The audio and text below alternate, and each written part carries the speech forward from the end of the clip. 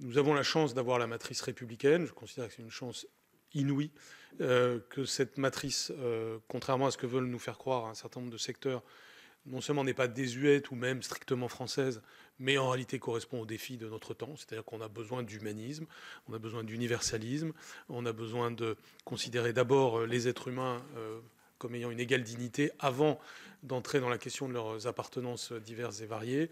Et on a besoin, et je voudrais vraiment insister sur ce point, de ne plus avoir le logiciel de la victimisation comme étant le logiciel de lecture des rapports en société.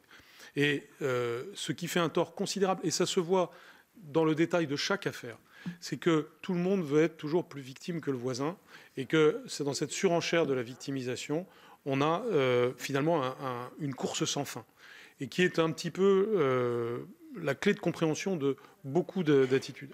Dans l'école de la Troisième République, qui avait bien des défauts, qui n'était loin d'être parfaite, mais il y avait premièrement la foi dans le progrès en général et dans le progrès par le système éducatif en particulier. Et deuxièmement, personne ne cherchait à s'afficher comme victime de quoi que ce soit. Là, il y avait une émulation qui était liée à la méritocratie républicaine et qui était favorable aux plus faibles. Et donc les plus faibles ne gagnent rien à la logique de victimisation, ils gagnent au contraire à la logique d'égalité, tout simplement, et d'universalisme. Ce sont des choses un peu simples que je suis en train d'énoncer, mais elles sont fondamentales tant qu'on ne sort pas de ça.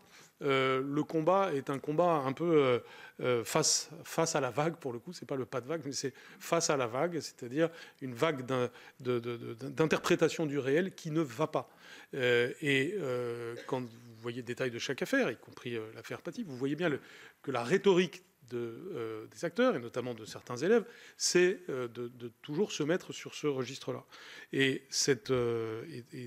tant que nous n'en sortirons pas, et donc pour en sortir, il faut encore une fois des matrices intellectuelles, c'est-à-dire c'est des enjeux de débat public, c'est des enjeux d'enseignement, c'est des enjeux de paradigmes qui sont dans nos institutions, eh bien, on aura des difficultés.